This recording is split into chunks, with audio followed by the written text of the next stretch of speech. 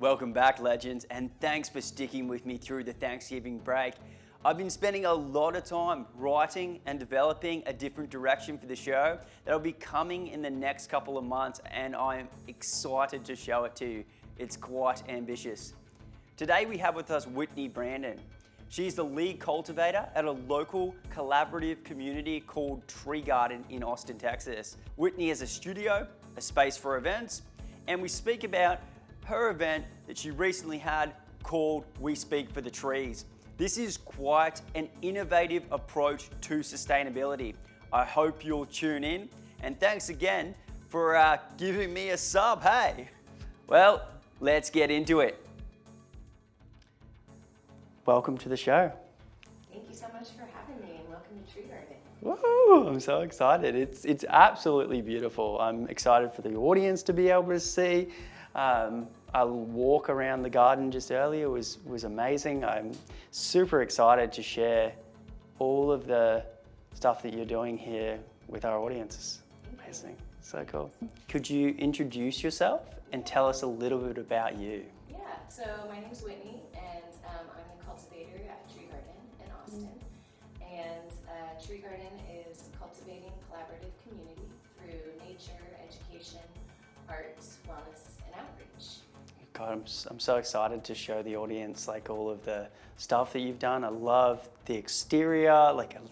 So it's going to be super exciting to talk about this project that you're doing as well. Tell us a little bit about the business and why did you do this?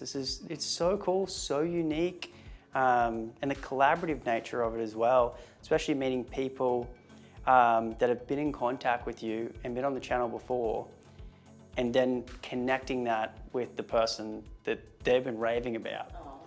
Tell me about it. Tell me about this business. Tell me about why you did it. Thanks. Well, I really believe that we all have a special gift to share with the world, and so Tree Garden, my dream for Tree Garden is that it's a magical canvas where we can come together and share our gifts and nurture our community and make the world a better place. And so we host live art and live music events and wellness workshops and creative classes, educational opportunities and outreach opportunities as well. I think the question that's coming up on my mind now is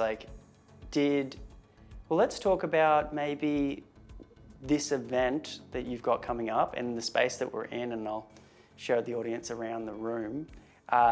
Pretty cool to see something that could have just gone to waste, and then see a creative do something very, very unique with something that could have just been thrown away. Mm-hmm. And that's a really beautiful thing to see. That doesn't happen very often. Tell me about it. About it. So the current show that we have going on is called We Speak for the Trees. And back in March, the power company came and cut down this big, beautiful sycamore tree in the front. They said that they had trimmed it 2 years ago, and they preferred to be on a 4-year schedule. And so they chopped it down. And I was heartbroken, but really just didn't want, that to be the end of the tree's story. So I gave the wood to 44 artists and asked them to honor her memory and to give the tree a voice. And so this entire studio is filled with beautiful art that was created with one tree, and you get to see the tree 44 different ways, and it's really beautiful to see the tree reunited in the studio. Was there a significance to the number 44 by any chance? Well, I love numbers. Yeah. And at first it was just going to be 20 artists, but then more came on, and finally it got to 44. I was like, that's a perfect number. And the show is benefiting our nonprofit partner, Forests for Monarchs. And what's really amazing is that in the first opening weekend, through our nonprofit partner, we raised funds to plant 8,040 trees. Wow. In the Monarch Butterfly Biosphere Reserve. And just seeing how the love for one tree grew and then became thousands of trees that will be planted for future generations is really awe-inspiring and really speaks to just the amazing things that can happen when people get together and collaborate and create and build something bigger than themselves. Yeah. Do you see it going, like there's so many ways I could take that. Do you see it going something that you'll do again, or do you see a bigger vision possibly? I think that's what's coming to my mind. It's like, what a unique way of looking at this particular circumstance and how we deal with waste as a society. So I think the question is something like, have you thought what it could look like going bigger than it is? Yeah, I mean, my main job as a mom and also a farmer, and so I'm always looking for ways to use nature responsibly and sustainably.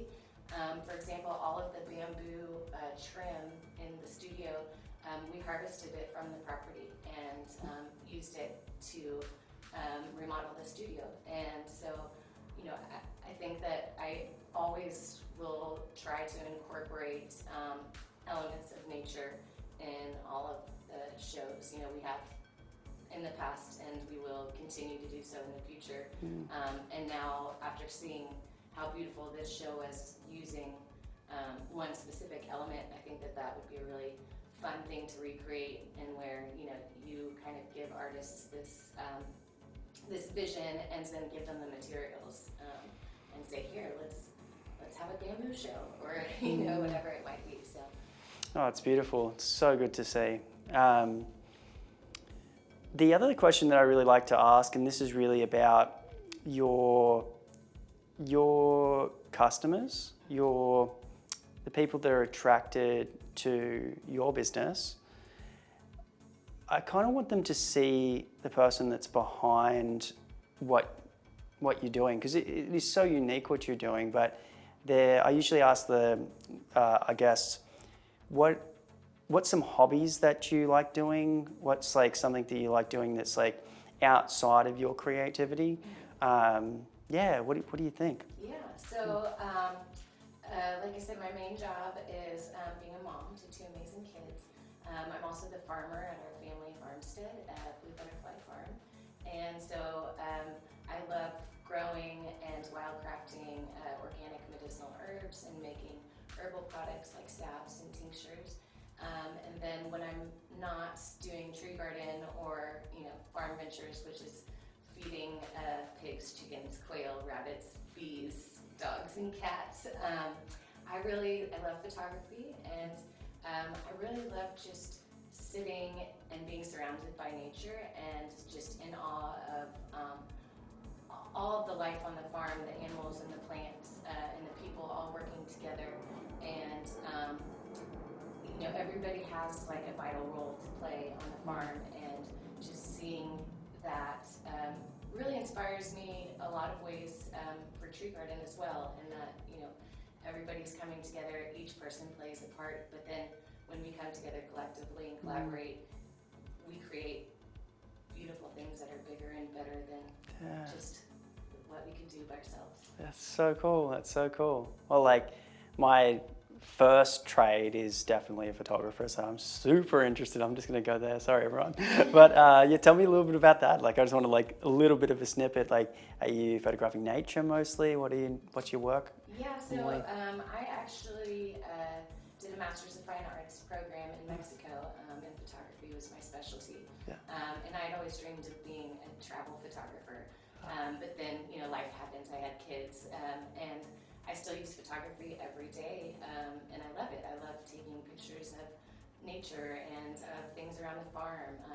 For the past year, I've been taking all the photographs for Tree Garden social media. So it's really fun to be able to still get to incorporate my passion for photography, but then get to spread it out creatively over so many different areas. So cool. So cool. I love it. Well, where can people find you online? Yeah, so treegarden.org is our website, and you can find all of our upcoming happenings. And then we're also on Instagram at Tree Garden, and on Facebook, kind of, except Facebook is not my favorite, at Tree Garden Austin. Well, honestly, thank you so much for going on. I hope people can find you. Is there products as well that they can, how can they support you? Thanks. That's a good question. The best way to support Tree Garden is to visit Tree Garden and to come to one of the events or to come to one of the wellness workshops, because you're not only supporting Tree Garden, but you're supporting the community and all of the creators and wellness leaders that work and share their gifts at Tree Garden. Amazing. Well, thank you so much for coming on. Thank you. Super excited for everyone to check out your work. Yeah, amazing. Cool.